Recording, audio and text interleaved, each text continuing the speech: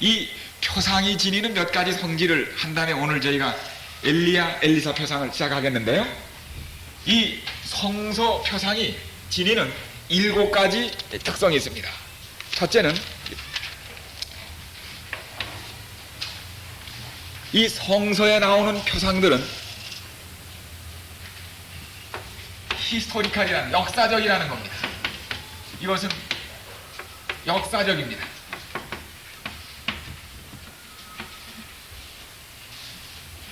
역사적이거나 하나의 팩트라는 겁니다. 팩트얼입니다. 표상에 쓰여준 것 중에 비역사적이고 비사실적인 것은 없고 전부 역사를 이미 있었던 사건 또는 사실을 근거로 이 표상을 씁니다. 출애굽 또 그 요나를 표상으로 쓸 때 이미 요나의 사건은 뭐란 뜻입니까? 어떤 사람은 요나의 얘기는 하나의 지어낸 아니에요. 표상으로 쓸 때 그것은 사실로 있었던 일 언제나 표상으로 쓰는 것입니다. 둘째는 언제나 이 표상은 point forward, 다시 말하면 예시입니다. 예시, 미리 보이는 것입니다. 혹 prefiguration입니다. 네. 예시입니다. 미리 꼴을 지어 보이는 거, 예시하는 겁니다. 예시. 미리 보임, 예시적입니다. 이 표상은 그런 의미에서 세 번째로 아마 이렇게 뮤트가 뭡니까? 말하지 않는 뭐 그런, 이건 말하지 않는 예언입니다. 다시 말하면 말로가 아니라 침묵으로 말하는 예언이라는 뜻입니다. 이 침묵으로 말하는 예언, 다시 말하면 아브라함이, 오늘 저희가 여기서 하지 않는 것은 너무나 잘 아시기 때문입니다. 아브라함이 이삭과 함께 모리아산을 그 두 종과 함께 오르던 그 하나의 드라마는 뭐였습니까? 장차 예수님이 인간을 구원하시기 위해 하나님 아버지와 그 하나님 아버지를 표상한 그 아버지 역을 한 게 누구예요? 아브라함이었고, 이삭은 누구 역을 한 겁니까? 예수님 역을 했어요. 그 오르던 그 산, 이삭이 나무 단을 지고 오르던 그 십자가 지던 그 장면들, 바로 나중에 그 자리에 역대하 6장 1절에 보면 솔로몬의 성전이 세워지고 거기 바로 제단 자리가 놓이던 그것은 하나의 말없이 한 뭡니까? 장차 그런 일이 있을 것이라는 것을 보여준, 우리 보통 예언은, 선지자가 한 보통 예언은 verbal prediction이에요. 말로 한 예언이지만 이건 뭡니까? 행동으로 말없이 보여준 하나의 예언이라고 하는 그런 이 표상의 특성이 있다고 하는 사실입니다. 그 다음에 말하지 않는 예언이에요. 말 없는 예언. 네 번째는 뭔가 하면은 이 표상은 한마디로 이렇다는 얘기입니다. escalation in the antitype, 즉 원형으로 가면서 escalate, 뭡니까? 확대돼 간다는 겁니다. escalation in the antitype입니다. 그 원형으로 가면서 확대된다는 뜻입니다. 작게 시작한 표상이 점점 원형 쪽으로 가면서 그 의미가 깊어지고 멀어진다는 것. 이걸 이제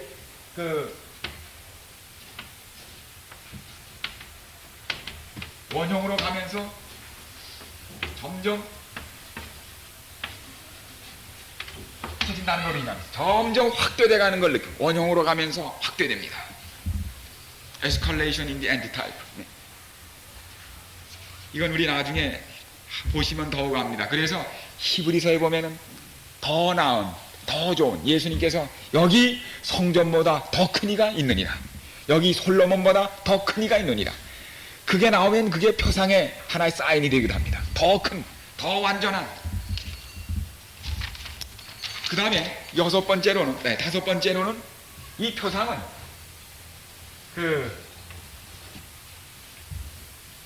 divinely designed입니다. 즉 하나님에 의하여 고안됐다는 사실입니다. 하나님에 의하여 고안된. 그래서 우리 divine intent입니다. 하나님에 의하여 고안되고 고의로 그렇게 만들어진 것입니다. 우연히 있는 것을 나도 맞추는 것이 아니라 온전한 표상은 하나님에 의한 하나의 고안입니다. 사전에 그렇게 되도록 고안했다고 하는 것을, 그런 특징을 가지고 있습니다. 그 다음에 우리 여섯 번째는 크라이스트 센터드입니다. 언제나 표상의 궁극에는 예수님이 계십니다. 그 표상의 중심인 예수님이 중심적이라는 뜻입니다. 크라이스트 센터드입니다. 동시에 이 말은 무엇과도 같은가 하면 salvation oriented, 즉 구원이 중심이 되는 겁니다. 이 표상은 다른 재미로 기록된 게 아닙니다. 취미로. 예수 그리스도를 중심으로 한 것뿐더러 salvation, 구원이 oriented, 구원 지향적입니다. 구원이 어떻게 이루어진다고 하는 사실을, 구원을 주제로 또는 예수 그리스도를 중심으로 한 그러한 특별한 속성을 지녔습니다. 그 다음에 마지막으로 일곱 번째로는 이 표상은 마침내 종말적인 성취를 가지고 있어요. 언제나 궁극적, 종말적 성취를 가져옵니다. 에스케톨로지컬 fulfillment입니다.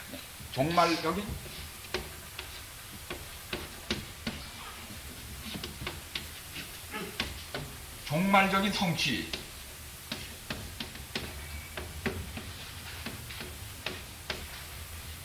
언제나 이 초상은 쫙 이렇게 에스컬레이트, 확대돼 가다가 아주 종말적인 성취를, 꼭 성취를 보고 맙니다. 그냥 흐지부지 끝나는 법이 없습니다. 꼭 성취를 봅니다. 종교를 끝을 본다는 얘기입니다. 끝을 보고 끝난다는 얘기입니다.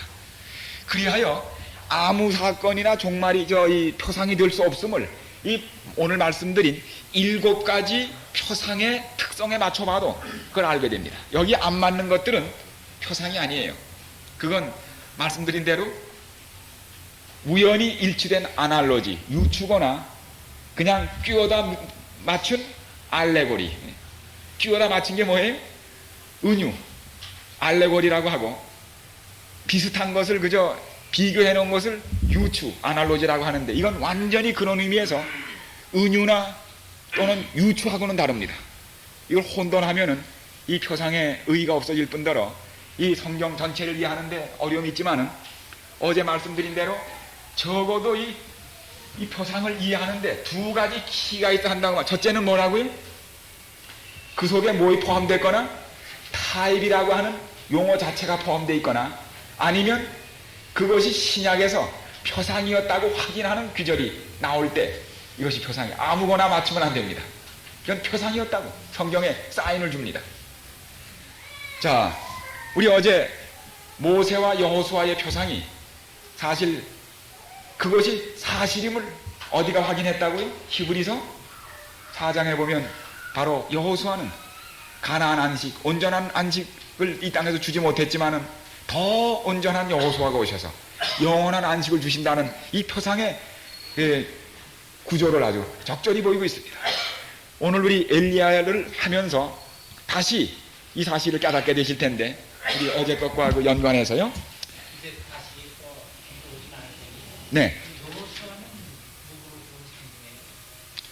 예수입니다. 예수. 말씀드린 대로 모세는 예수님의 생애 어떤 면입니까? 예수님의 역할을 혼자 감당을 못하는 거예요. 예수님 역을. 왜요? 너무 힘들고 고래요. 그래서 그만 한 40년 하다가 어떻게 됐습니까?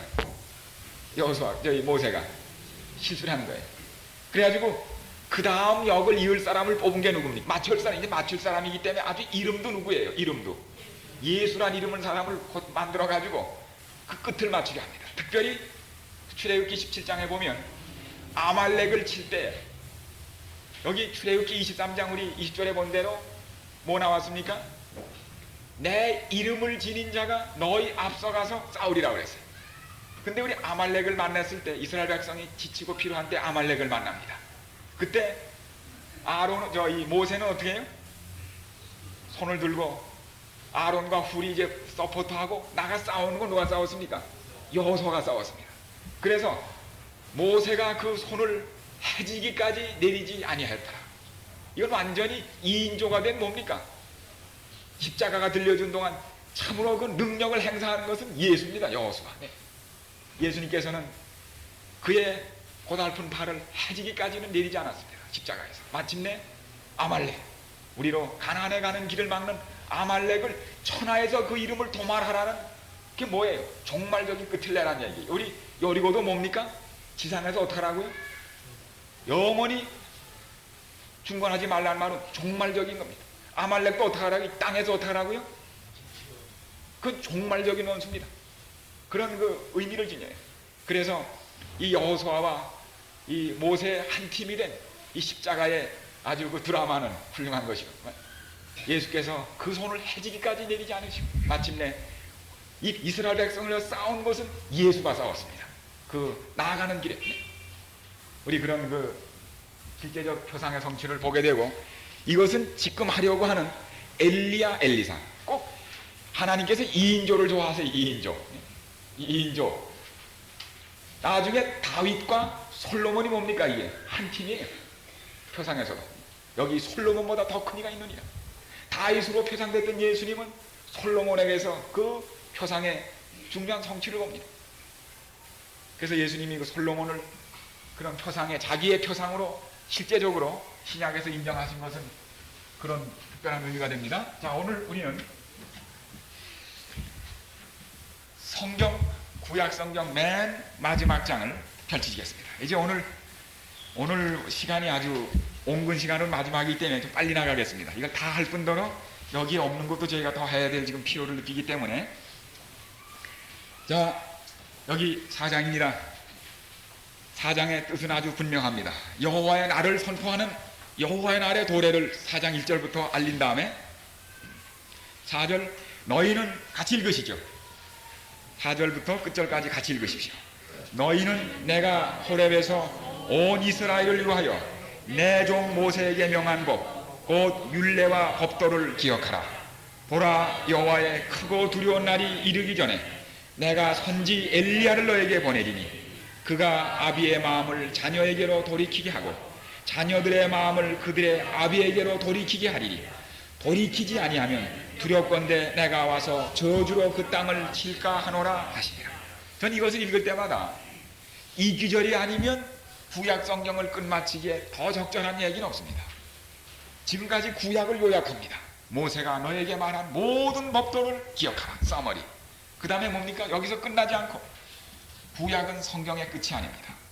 여기서 다시 뭘 예고해요? 엘리야가 다시 오겠다는 예고를 하면서, 예고편을 보여주면서 구약의 적절한 납입을 하게 됩니다. 그런데 여기 누가 나오는가 하면 모세와 누가 나옵니까? 엘리야가 나옵니다.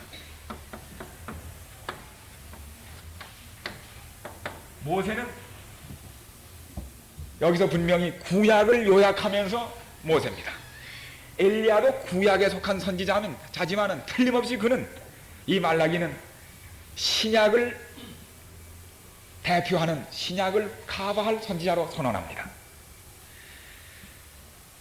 우리 여기 누가복음 1장 17절에 실제적으로 엘리야를 보낸다는 것이 무엇을 의미하는지, 그 누구며 또 어떠한 것을 실제로 의미하는지는 누가복음 1장 17절이 잘 보이지 않습니까? 누가복음 1장 17절에 보면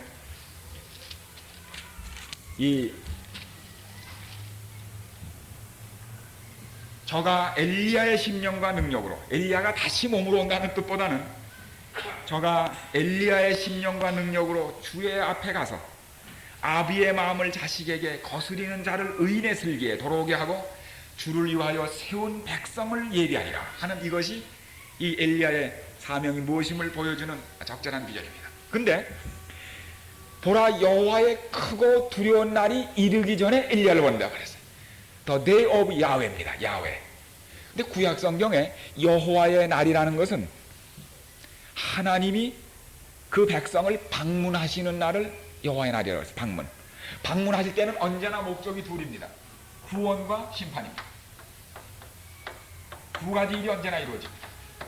하나님 인간을 방문하실 때 그것은 받아들이고 준비된 사람에게는 구원이요, 그렇지 못한 사람에겐 심판이었습니다.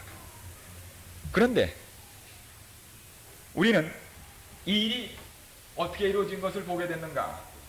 바로 여러분의 그 신라고서에 나와 있는 대로 마가복음 9장 11절이나 마태복음 11장 14절이나 누가복음 1장 17절에 보면은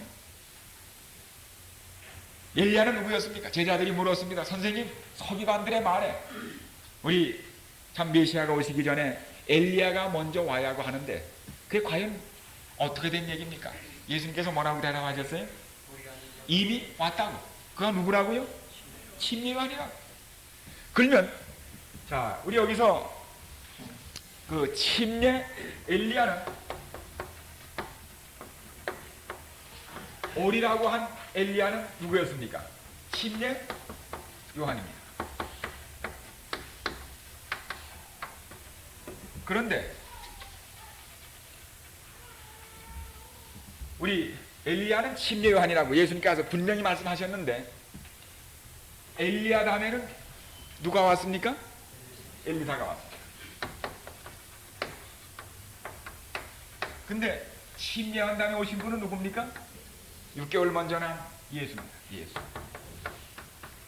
여기서 두 가지 우리가 좋은 단서를 잡는데 여호와의 크고 두려운 날이 이르기 전에 엘리야를 보낸다고 하셨는데 바로 예수는 누굽니까? 예수는 여호와입니다. 여호와의 방문이에요.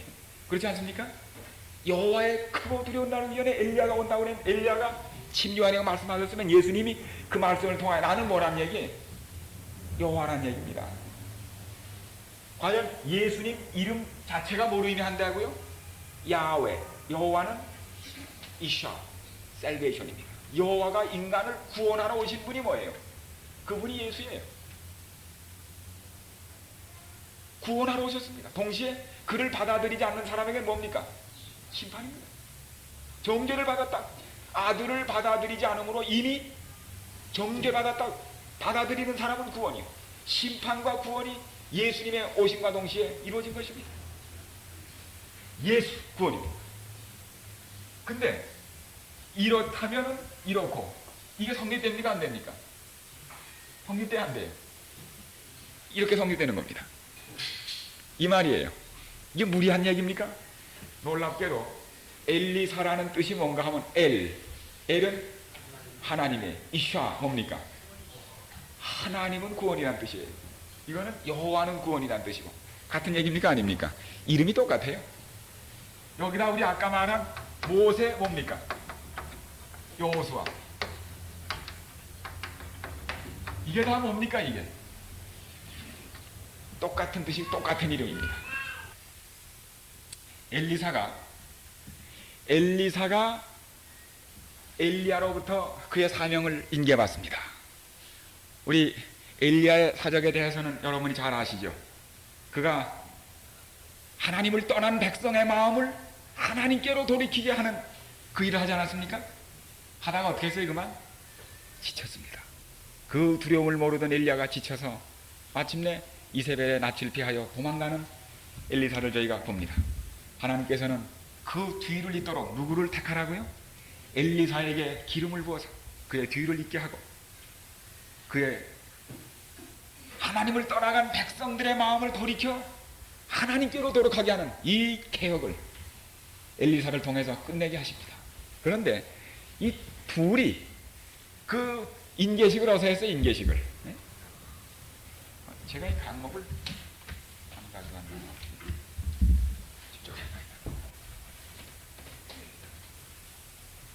이 열왕기하 2장입니까? 2장 찾아보십시오. 우리 인계식하는 모습을 잠깐 보세요. 이 얼마나 놀라운 드라마인지 그 모세와 여호수아의 경우처럼 열왕기하 2장 7절 8절을 보십시오. 열왕기하. 그리고 표상의 안경을 쓰고 이러한 공식을 가지고 여러분 표상의 안경을 쓰고서 한번 읽어보세요. 뭘 보시게 되나? 열왕기하 2장 오늘 우리 많이 나가고 빨리빨리 해야 됩니다. 여기 보면 선지자의 생도 50인이 가서 멀리 서서 바라보매 그 두 사람이 요단가에 섰더니 엘리야가 겉옷을 취하여 말아 물을 치매 물이 이리저리 갈라지고 무슨 강입니까? 요단입니다. 두 사람이 건너갑니다. 엘리야가 먼저 앞장서고 들어갈 때 요단이 갈라지고 누가 들어가요? 뒤따라서 엘리사가 들어갑니다.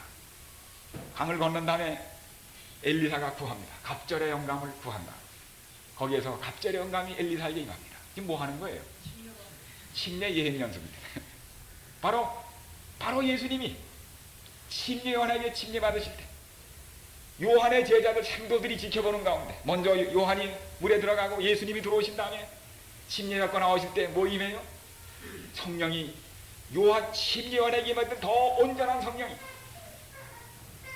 엘리사인 예수님에게 임하여 바로 그 지금이 예수님에게 옮겨지는 모습을 모든 제자와 인기와 모든 과업이 예수님에게 옮겨지는 모습을 실제로 보게 됩니다. 훌륭한 예행 연습입니까? 훌륭한 드라마입니다, 여러분. 지난번 여호수아 같은 거 똑같은 일이 반복되는 것입니다. 그런데 다시 바라보면 이 사명을 받은 다음에 엘리사가 행한 이적이 열왕기하에 기록되어 있는데 이 이적은 7가지 이적은 요한복음에 기록된 예수님의 행한 이적과 거의 순서도 비슷합니다. 놀라운 사실을 사람들이 발견했어요. 참 사람들이 참 성경 연구 열심히 해요. 그 제가 한 거 아니고 보면 마실 것을 공급합니다. 가나의 혼인잔치에서 마실 것을 공급하신 예수님처럼 엘리사가 뭡니까? 여리고에 쓴 물에 뭘 넣어요? 그 나무 가지를 던지는데 이 가지는 우리 이사야 11장 1절에 보면 이새의 줄기에서 한 가지가 나는 가지는 누구를 상징했어요? 순가지. 예수님을 상징하는 그런 이미 상징을 구약에서도 보게 됩니다. 죽어가는 아이를 살립니다. 음식을 증가시키는 이적을 행합니다. 문둥병자를 고칩니다. 문둥병자는 엘리사가 나아만을 고친 다음에 아무도 그런 일이 없다가 누가 고쳤어요? 예수님이 고침으로 이 둘이 하나의 연계를 이룹니다. 무리를 뜨는 또는 걷는 이적이 벌어지고 소경을 눈뜨게 하고 죽은 자가 살아나는 이적들이 예수님과 이 엘리사의 일치한 능력의 표현으로 거기 벌어집니다. 마침내 이 엘리야와 엘리사, 특별히 엘리야는 모세는 구약을 대표하는 구약의 요약이요, 엘리사는 신약에서 그리스도를 오시는 예수 그리스도를 이와하여 증거하는 선지자로 부름받았는데 우리 변화산에서 누가 나타납니까? 누가 나타나요? 모세와 누가 나타납니까? 엘리야가 나타나요. 이제 아시겠습니까? 왜 나타나는지. 이 표상이 어떻게 이루어진지 아시겠죠? 왜 변화산에 모세와 엘리야가 나타났습니까? 진짜 여호수아이신 예수님께서 모세가 못다한 그 백성을 약속의 땅으로 인도하는 그 과업을 예수님께서 마침내 떠맡으시고 출애굽을 인류를 구원하는 출애굽을 위하여 십자가로 가시는 것입니다. 그 사명을 뜨시고 엘리야가 못다한 사단에게 마음을 빼앗긴 이 백성들의 마음을 사로잡아서 십자가에서 예수님이 어디에서 그 하나님을 떠나간 사단에게 마음을 뺏긴 백성들의 인류의 마음을 어디서 잡습니까? 십자가에서 사로잡습니다. 우리는 십자가를 볼 때 우리의 애정을 누구에게 바쳐요? 사단에게 빼앗겨 버린 우리 인류의 애정을 다시 우리를 위하여 돌아가신 예수님에게 애정을 바침으로 그 아비의 자식의 마음을 아비에게로 하나님께로 거스리는 자를 의인의 슬기에 돌아오게 하는, 그리하여 예수님은 진짜 여호수아요, 진짜 뭐예요? 엘리사가 되셔서 이 모든 직분을 당신의 십자가에서 완전히 이루시고 이 구원을, 이 백성들의 마음을 돌이키는 일을 당신이 행하시는 것입니다. 이 변화산에 바로 그래서 모세와 엘리야는 계속 그리스도를 증거하는 두 증인으로 드디어 성경에 고정된 두 표상으로 서게 되는 것입니다. 자, 그래서 여호와의 크고 두려운 날은 예수님의 초림으로 완성됐습니까? 안 됐습니까? 됐습니까? 안 됐습니까? 안 됐습니다. 요엘서 2장 28절 등 끝에 보면 여호와의 크고 두려운 날이 이르기 전에 하는 두려운 날의 묘사가 있는데 거기 보면 일부는 초림에서 성취됐지만 거기 징조 가운데 일부는 뭐예요? 재림하고 연관되어 있는 징조들을 봅니다. 여호와의 크고 두려운 날은 초림에서 다 이루어지지 아니하고 초림 때 여호와의 크고 두려운 날, 여호와께서 인간을 방문하시는 날은 한 부분적으로 이루어지고 다시 그것의 온전한 성취는 어디입니까? 재림입니다. 요엘서에 또 성경에 기록한 여호와의 크고 두려운 날은 초림에서 다 이루어지지 않습니다. 재림입니다. 그러면 여호와의 크고 두려운 날이 이르기 전에 엘리야가 먼저 와야 합니다. 언제나 공식이에요. 왜요? 길을 예비해야 되기 때문에. 우리 국가 원수가 어디 방문할 땐 언제나 누가 먼저 가? 요새는 엘리야 대신입니다. 뭐 CIA 이런 사람들이 먼저 와요. 다 뒤지지 않습니까? 맹을 다 뒤져서 딱지 붙이고 합니까? 안 합니까? 넷별부터 먼저 가서 합니다. 옛날 왕들이 갈 때, 어디 갈 때 그 전령들이 가서 길을 예비하는 것처럼 먼저 누가 와야 합니까? 재림 전에도 누가 와야 돼요? 엘리야가 또 와야 합니다. 이거 공식이에요. 이때 엘리야가 왔듯이, 이때 엘리야는 누구였습니까? 이때 엘리야는 침례 요한이었습니다. 이때도 엘리야가 와야 하겠습니까? 안 와야 하겠습니까? 와야 합니다. 이때 또 와야 합니다. 여호와의 크고 두려운 구원과 심판의 날이 최종적으로 오기 전에 또다시 엘리야가 또 와야 합니다. 우리 요한계시록 11장을 보세요. 정말로 왔습니까? 요한계시록 11장.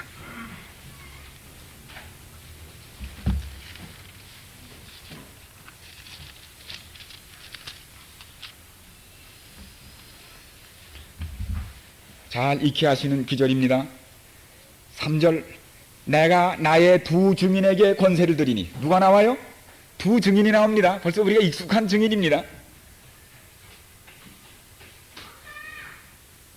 두 증인에게 권세를 주리니 저희가 굵은 베옷을 입고 1260일을 예언하리라. 그 다음에 설명이 있은 다음에 6절 보면은 이와 같이 저희가 권세를 가지고, 이 두 증인입니다, 하늘을 닫아 그 예언을 하는 날 동안 뭐 오지 못하게 하고 비가 오지 못하게 하고, 또 권세를 가지고 물을 변하여 피가 되게 하고. 하늘을 닫아 비가 오지 못하게 한 건 누굽니까? 그 물을 변하여 피가 되게 한 건 누굽니까? 모세입니다. 이 두 증인이 누구예요?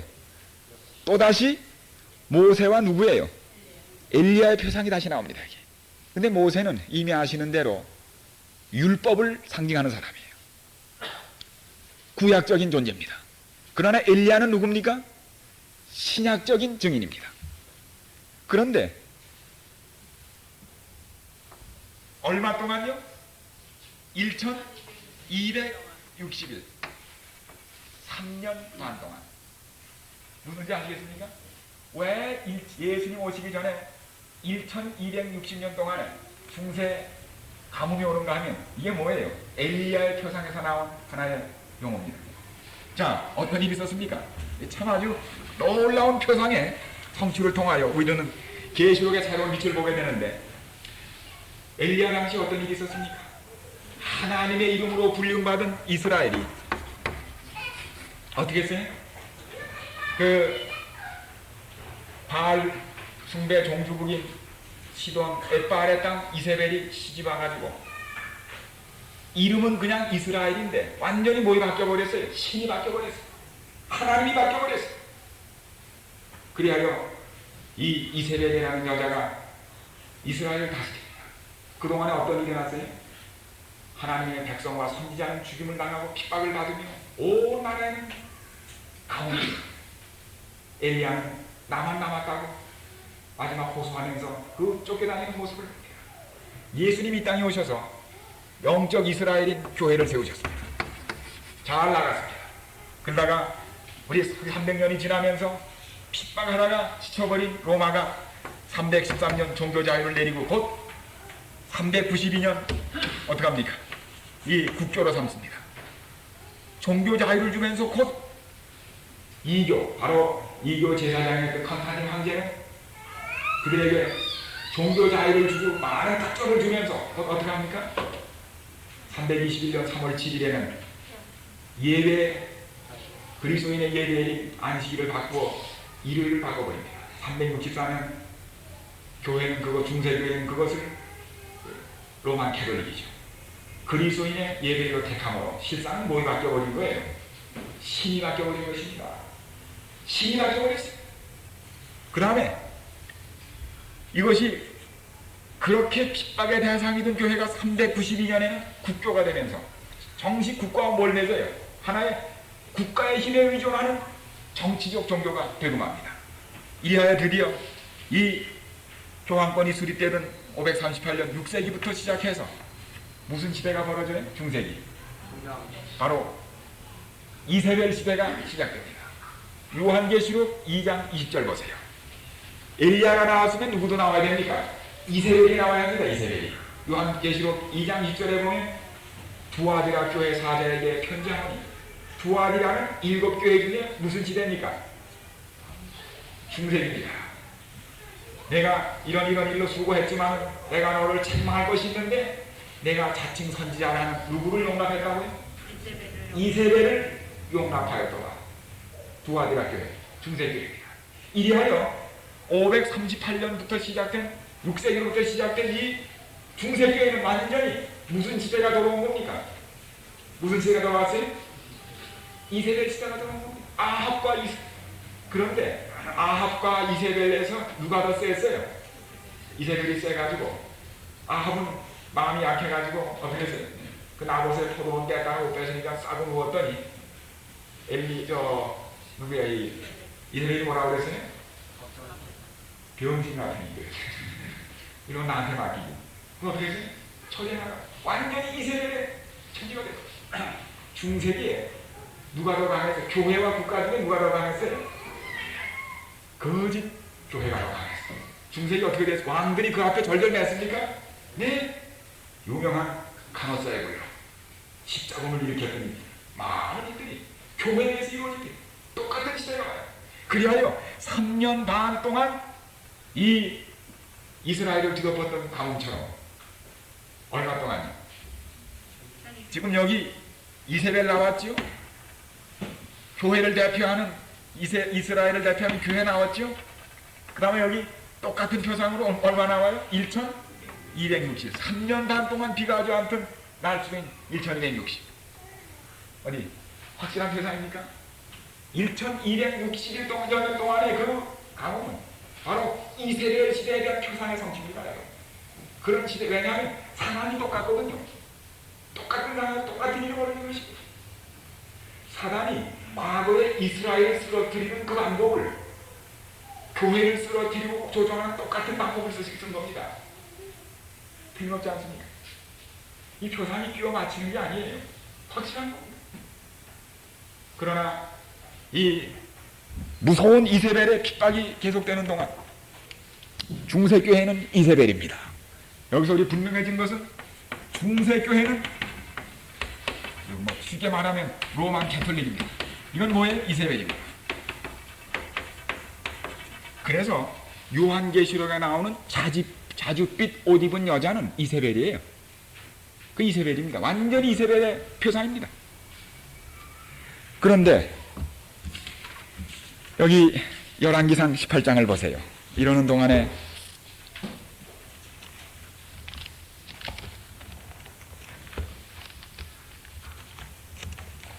열왕기상 18장 보면은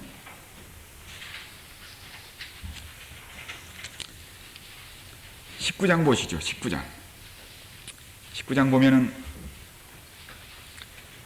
엘리야가 하나님 앞에서 자기 도망하는 이유를 정당화시키기 위하여 말한 귀절 가운데 10절 보십시오. 저가 대답하되 내가 만군의 하나님 여호와를 위하여 열심히 특심하오니 이는 이스라엘 자손이 주의 언약을 버리고 주의 단을 헐며 똑같은 일이 벌어졌어요. 중세 칼로 주의 선지자를 죽였으며 중세기 동안 거짓 이세벨인 중세교회가 어떻게 했어요? 하나님의 성실한 종들과 백성을 죽이고 가두고 핍박했습니다. 오직 누구만 남았어요? 나만 남았거늘 저희가 내 생명을 찾아 취하려 하나이다. 또 14절에 보면은 같은 말이 반복됩니다. 다 모든 선지자를 죽여 싸우며 오직 나만 남았거늘 저희가 내 생명을 찾아 취하려 하나이다. 엘리야가 자꾸 자기를 뭐라고 해요? 나만 남았다는 거예요. 그랬더니 하나님께서 뭐라고 그래요? 엘리야야, 이 1260일 동안 계속된 이세벨의 무서운 핍박과 죽음에도 불구하고 누가 있다고? 살아남은 남은 무리가 있다고. 아직도 바알에게 꿇지 않은 남은 무리가 있다고 그랬어요. 과연 1260년이 지나간 다음에 이 땅에는 누가 나타나요? 계시록 11장에 이 말이 나온 다음에 12장이 무슨 역사입니까? 남은 무리가 나타나는 역사입니다. 그렇습니까? 안 그렇습니까? 12장 17절에 드디어 누가 나타납니까? 하나님의 계명과 용의 분노에서 벗어난 하나님의 계명과 예수의 증거를 지킨 그 여자의 남은 자손이 드디어 출현하는 것입니다. 적절합니까? 얼마나 적절한 표상의 성취입니까? 과연 중세 암흑기가 지난 다음에 온 이 중세기가 다 거짓 진리와 핍박으로 가득 찼지만 하나님께서는 종교개혁의 후에 종교개혁이 거듭거듭 진전되는 동안 마침내 재림운동을 통하여 하나님의 계명과 예수의 증거를 가진 한 무리가 나타납니다. 하나님의 계명은 사실은 모세적인 표현입니다. 모세, 율법입니다. 엘리야적인 표현이 뭐예요? 예수의 증거입니다. 두 증인과 같은 그 하나의 짝입니다. 마침내 남은 무리가 나타납니다. 그들이 바로 누굽니까? 재림운동의 소산으로 이 땅에 존재하게 된 여러분과 우리 자신이 남은 무림에 대하여 표상은 얼마나 분명히 말해주고 있습니까? 이것은 movement of destiny입니다. 그렇게 되도록 정해진 뭐예요? 하나님의 계획된 역사의 결과라는 사실에 대하여 우리는 우연히 존재하는 사람들이 아닙니다. 제7일 안식이 예수 재림교회는 우연히 존재한 교파가 아닙니다. 교파가 아닙니다. 그것은 뭐예요? 남은 무리입니다. 남은 무리. 그런데 이 남은 무리가 전할 기별이 무엇입니까? 기별이 뭐예요? 바로 14장에 나온 이 남은 무리를 막는 세력이 13장에 나옵니다. 그 13장에서는 거짓 예배를 강요해요. 그렇습니까? 엘리야 당시의 싸움의 주제가 뭐예요? 하나님을 예배할 건가? 누굴 예배할 건가? 바알을 예배할 건가? 하나님이냐? 바알이냐? 그 가멜산에서 엘리야가 하는 기별은 뭡니까? 여호와가 참 하나님이면 그를 섬기고 바알이 참 신이면 어떻게 하라고? 그를 쫓으라고. 오늘 결정하라고. 주제가 똑같습니다. 그리하여 이 남은 무리가 마지막 이 배도한 세상에 외칠 기별이 요한계시록 14장에 기록한 세천사의 기별인데, 심판하실 때가 이르렀으니 하늘과 땅과 바다와 물들의 근원을 만드신 하나님은 어떻게 해? 경배하라. 엘리야의 기별과 세천사의 기별이 똑같습니다. 다릅니다. 똑같은 기별입니다. 똑같은 기별. 세천사의 기별은 엘리야의 기별. 이하여 우리는 바로 제7일 안식일 예수 재림교회가 이 마침내 숙명지어진 하나님의 계획된 계획에 따라서 이 땅에 엘리야의 사명을 다하여 이제 뭘 영접하는 겁니까? 여호와의 크고 두려운 날, 주님의 뭡니까? 재림입니다. 구원과 심판이 영원히 판가는 날, 예수님의 재림을 위하여 이 세상의 백성을 준비시킬 엘리야의 사명을 우리가 지녔음에 대하여 이의가 있습니까, 여러분? 분명합니까? 안 분명합니까? 분명합니다. movement of destiny입니다.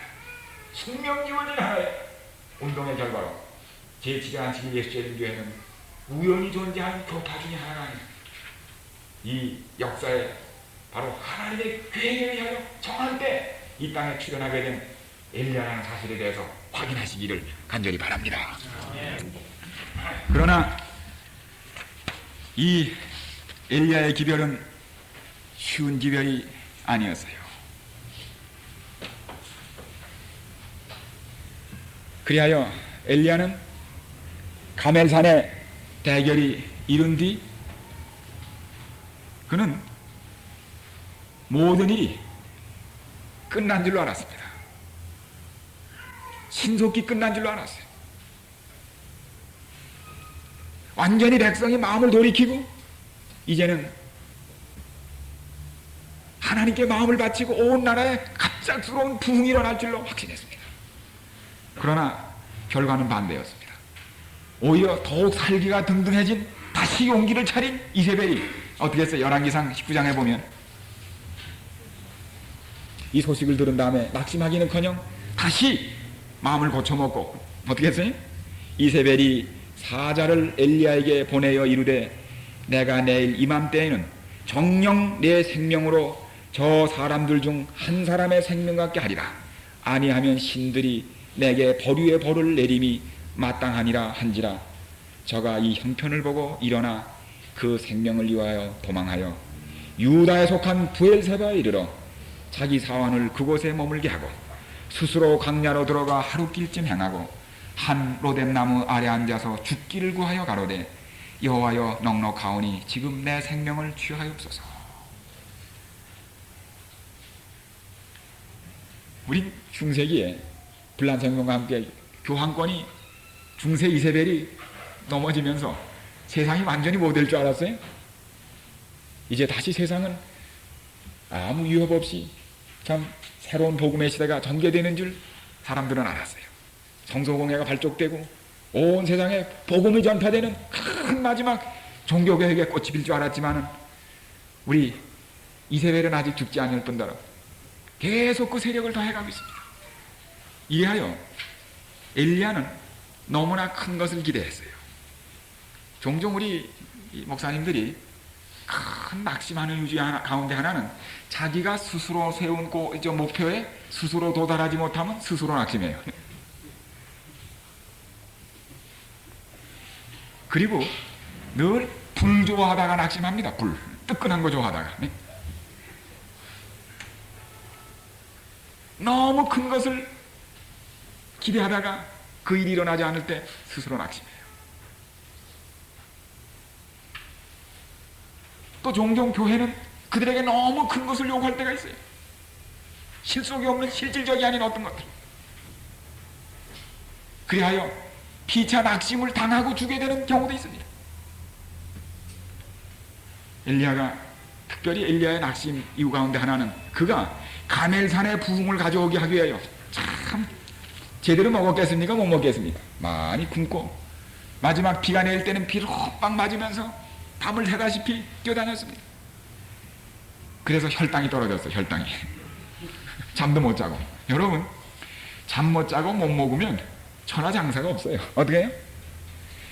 피지컬 컨디션은 우리의 정신적 사기에 영향이 큽니까? 안 큽니까? 아주 큽니다. 저는 학교 다닐 때 이런저런 노동을 다 해봤어도 야경만은 안 했습니다. 전 밥을 굶으면 굶었지 잠 못 자고 못 견디겠습니다. 저는 잠을 기도만큼 중요하다고 거의 생각합니다. 잠은 하나님이 우리에게 생리적으로 요구하신 거예요. 그래서 많은 사람이 제가 이 말을 할 자격은 없으네. 제가 늦게 자고 잠을 덜 자기 때문에 그래서 살찌지 않는 이유 중 하나 그건데요. 저처럼 되지 말라는 말씀입니다. 잠을 충분히 자지 못하고 그러면 사람이 활기가 없어요. 기력이. 때로는 그게 영적인 활기에도 영향을 미칩니다. 잠자는 것은 신앙의 일부입니다. 사실은. 충분히 자서 이 건강을 유지하는 이 밸런스를 지키는 일은 신앙의 일부입니까 여러분? 신앙의 일부입니까? 신앙의 일부입니다. 어디 잠자지 않고 설교가 됩니까 여러분? 잠을 충분히 자지 못했을 때 안식일에 설교가 됩니까? 안 됩니까? 안 됩니다. 목소리가 안 나와요. 이 말을 했는데 딴 말이 나와요. 그렇습니까? 안 그렇습니까? 그러므로 잠을 잘 자야 합니다. 기도만큼 중요합니다. 기도보다 중요하지 않은지는 몰라도 기도만큼 중요합니다. 그리고 적절히 영양을 섭취하고 몸 관리를 잘 해야 하는 것이 필요합니다. 엘리야가 아마 몸 관리 부족에다 요새 뉴스타트인가 그걸 안 했나 봐요. 그걸 해야 하는데 있잖아요. 그 운동하고 잘 먹고 마시는 거 그 8가지 그걸 안 했나 봐요. 이 사람. 낙심해서 게다가 그의 심리적인 이세벨의 그 음성을 심리적인 낙담을 해버린 겁니다. 그리하여 이 가장 엘리야의 봉사가 필요하고 용기 백배해서 개혁사업을 마쳐야 할 그때 엘리야가 어떻게 해요? 도망을 가는데 1등병이 도망가는 게 아니라 누가 도망가요? 참모 총장이 도망가는 거예요. 도망갑니다. 그리고 로뎀나무 조그마한 관목 밑에 쓰러져서 죽기를 구하는 것입니다. 주여 하나님이 넉넉하오니 잊지 마시고 나를 잠재우시면 참 좋겠다고. 하나님이 이 기도를 들으셨습니까? 안 들으셨습니까? 엘리야의 기도를 그렇게 응답하셨던 주님이 이런 엘리야의 기도는 듣지 않으셨어요. 전 종종 이걸 읽을 때마다 하나님이 우리의 모든 기도를 다 응답하셨으면 지금 여기 살아남아 있는 사람이 별로 없을 거예요. 우리가 평생 지내는 동안에 몇 번씩은 이런 기도를 드렸습니까? 안 드립니까? 하나님, 최소한도 구원만 받을 수 있으면 이쯤 하시면 좋겠습니다 할 때가 정말 정말 이쯤 우리 그런 인간의 연약함이 모든 사람에게 있어요. 제가 와이프인의 글을 읽을 때 보니까 그 증언보고에도 교회 증언에도 나옵니다. 나는 오랫동안 무덤을 나의 쉴 곳으로 사모하여 왔다. 있어요 없어요? 있습니다. 그는 여러 번 참 와이프인이 정말 계시를 2000여 번이나 보고 많은 하늘 천사와 교제하면서도 그의 마음속에도 끊임없이 닥치는 가정과 교회와 현실의 문제에 지쳐서 무덤을 그의 쉬는 곳으로 사모했다는 사실을 그는 감추지 않고 그의 기록에 쓰고 있다고 하는 사실입니다. 그러나 하나님께서 이 기도를 듣지 않으셨어요. 그를 다시 그에게 필요한 건 물입니다. 지금 물 주셨어요. 엘리야야, 이건 무슨 짓이야? 그렇게 하지 않으시고, 너 믿음이 없어.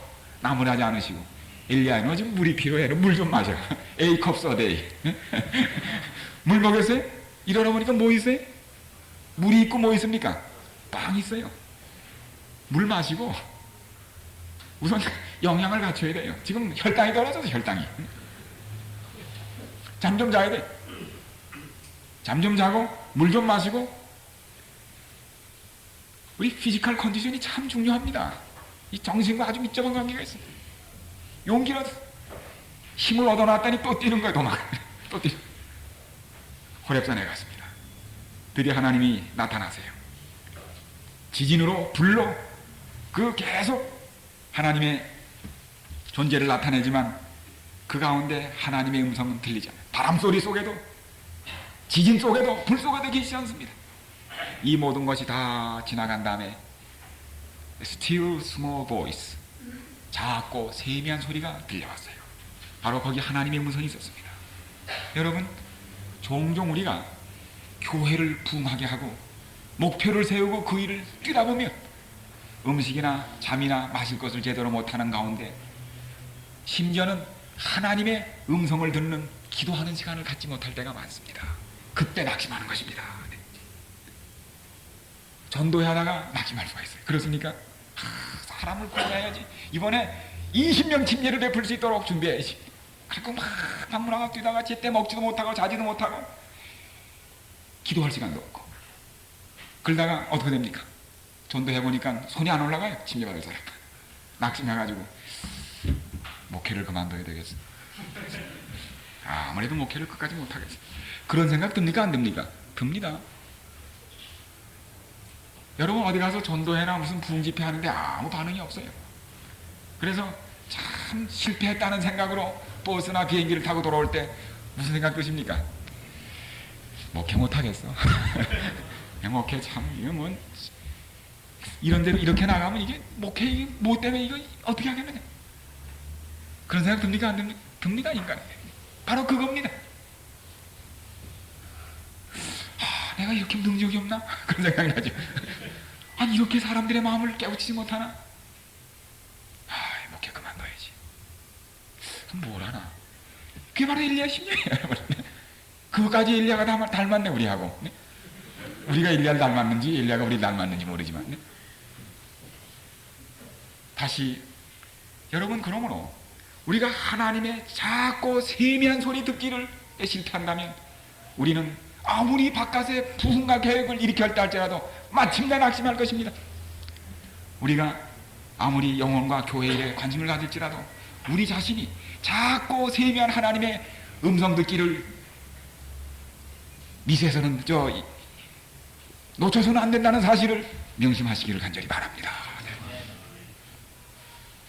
하나님께서는 엘리야를 이렇게 끝내시기를 원치 않았습니다. 하나님께서는 이렇게 수고 많이 한 당신의 종에게 영광스러운 장래를 가지고 계셨어요. 바로 저 산모퉁이에 뭘 대기시켜놨어요? 죽지 않고 살아서 승천하는 놀라운 특권을 주시려고 하늘에 불병거가 거기 대기하고 있었는데 이 낙심한 엘리야의 눈에는 그것이 보이지 않았습니다. 여러분이요, 엘리야는 남은 무리의 상징입니다. 남은 무리에게는 엘리야가 겪었던 많은 낙심이 있을 것입니다. 때로는 그 낙심은 자신이 만든 낙심, 가족이 주는 낙심, 교회가 주는 낙심, 많은 시련이 있을 것입니다.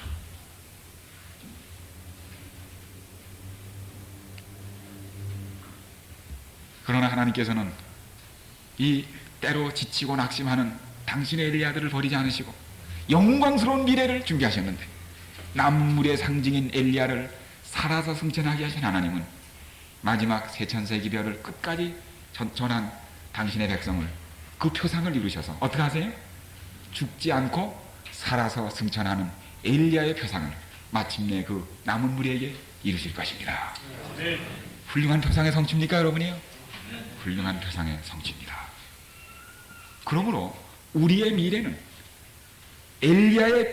엘리야와 엘리사의 우리가 못다한 이 사명은 누가 맞추실 겁니까? 결국 엘리사가 맞추실 겁니다. 우리의 엘리사이신 누구가? 예수님이 끝내실 것입니다.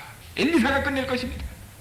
우리는 우리의 몫을 다할 때 모든 나머지 처리는 엘리사에 의하여 맞춰진다고 하는 사실입니다. 모세가 못다한 사명을 여호수아가, 예수가 이루었듯이 우리의 모든 마지막 세상에 복음을 전하고 세천사의 기별을 전하는 끝내줌은 예수, 우리의 엘리사이신 예수님께서 하실 것입니다. 우리가 우리의 몫을 감당한다면 때로 낙심하고 때로 실망하고 때로는 지쳐서 일어나지 못할 만큼 쓰러졌지만, 그러나 하나님께서 엘리야를 버리지 아니하시고 살아서 승천하는 영원한 특권에 이르게 하실 것을 감사하면서 우리가 그분의, 우리 주님의 선하심에 우리 자신을 의탁하여 다시 한번 헌신을 우리 마음에 새롭게 하시기를 간절히 바랍니다. 우리 5분 쉬시고 다시 들어오시겠습니다. 네.